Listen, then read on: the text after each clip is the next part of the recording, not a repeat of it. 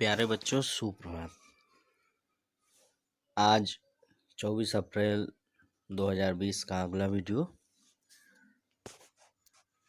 जारी कर रहा हूं और आज हम तीसरे अंक का अध्ययन करेंगे। आइए शुरू करते हैं। अरे यह क्या, कोई साढ़ आता चला आ रहा है। हाँ, साढ़ ही है। वह सामने आ पहुंचा। दोनों मित्र बंगले झांक रहे हैं। साढ़ पूरा हाथी है, उससे भिड़ना जान से हाथ धोना है। लेकिन न भिड़ने पर भी जान बचती नहीं नजर आती। इन्हीं की तरफ आ भी रहा है। कितनी भयंकर सूरत है। यहाँ मुंशी प्रेमचंद इस कहानी के माध्यम से सामान्य लोगों के अंदर चेतना जगाने की कोशिश कर रहे हैं कि स्वतंत्रता स्वतः प्राप्त नहीं होती, उसके लिए निरंतर संघर्ष करते रहना चाहिए।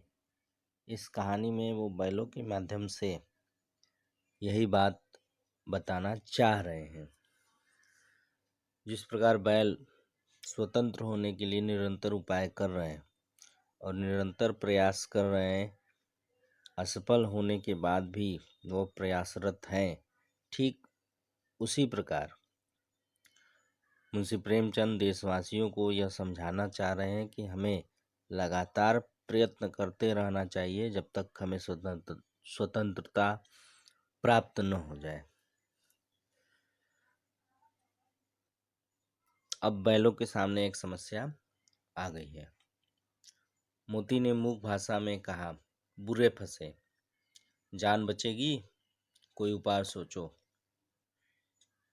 हीरा ने चिंतित स्वर में कहा, अपने घमंड में भूला हुआ है, आरजू विनती न सुनेगा, भाग क्यों न चले।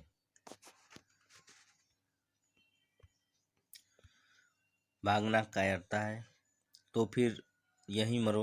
बंदा तो 9 2 11 होता है, और जो दौड़ाए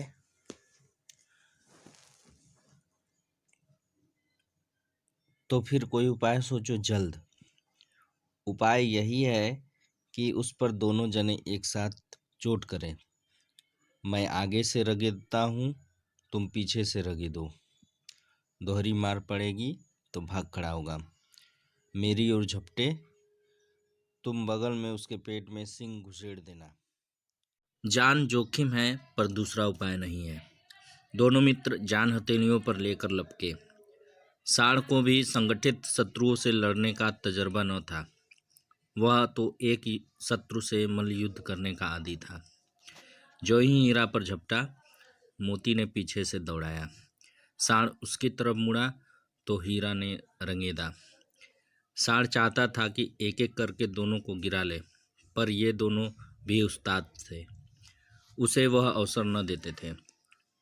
एक बार साढ़ झल्लाकर हीरा का अंत कर देने के लिए चला कि मोती ने बगल से आकर पेट में सिंग भोंक दिया। साढ़ क्रोध में आकर पीछे फिरा तो हीरा ने दूसरे पहलू से सिंग चुभा दिया। आखिर बेचारा जख्मी होकर भागा और दोनों मित्रों ने दूर तक उसका पीछा किया, यहाँ तक कि साढ़ बेदम होकर गिर पड़ा। तब दोनों ने उसे छोड़ दिया। दोनों मित्र विजय के नशे में झूमते चले जाते थे। मोती ने अपनी सांकेतिक भाषा में कहा, मेरा जी तो चाहता था कि बच्चा को मार ही डालूं। हीरा ने तिरस्कार किया, गिरे हुए बैरी पर सिंग न चलाना चाहिए। यह सब ढोंग है। बैरी को ऐसा मारना चाहिए कि फिर न उठे। अब घर कैसे पहुंचेंगे वह सोचो, पहले कुछ खा लें तो सोचे। सामने मटर का खेत था ही, मोती उसमें घुस गया। हीरा मना करता रहा पर उसने एक न सुनी। अभी 2 ही 4 ग्रास खाए थे कि 2 आदमी लाठियां लिए दौड़े दौड़ पड़े और दोनों मित्रों को घेर लिया। हीरा तो मेड़ पर था, निकल गया। मोती सींचे हुए खेत में था। उसके खूर कीचड़ में धंसने लगे, न भाग सका, पकड़ लिया। हीरा ने देखा संगी संकट में है तो लौट पड़ा, फंसेंगे तो दोनों फंसेंगे। रखवालों ने उसे भी पकड़ लिया। प्रातःकाल दोनों मित्र कांजी हाउस में बंद कर दिए गए। यहाँ मित्रता धर्म पर भी मुंशी प्रेमचंद ने चर्चा की है कि सही मित्र वही होता है, अच्छा मित्र वही होता है जो संकट में भी साथ दे। और हीरा ने और मोती ने दोनों ने समय समय पर मित्रता धर्म का पालन किया। यहाँ कांजी हाउस पर थोड़ा चर्चा कर लेना चाहता हूँ इस अंक की समाप्ति पर। कांजी हाउस वह स्थान था जहाँ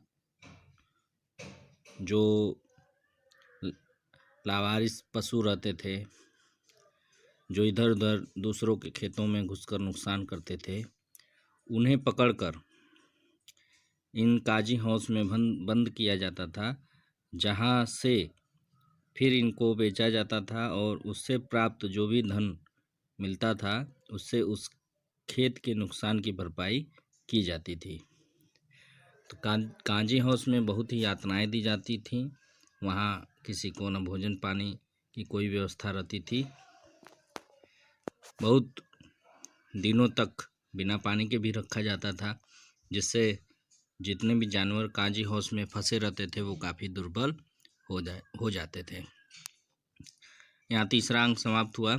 अब अगले वीडियो में चौथे अंक पर चर्चा होगी। धन्यवाद।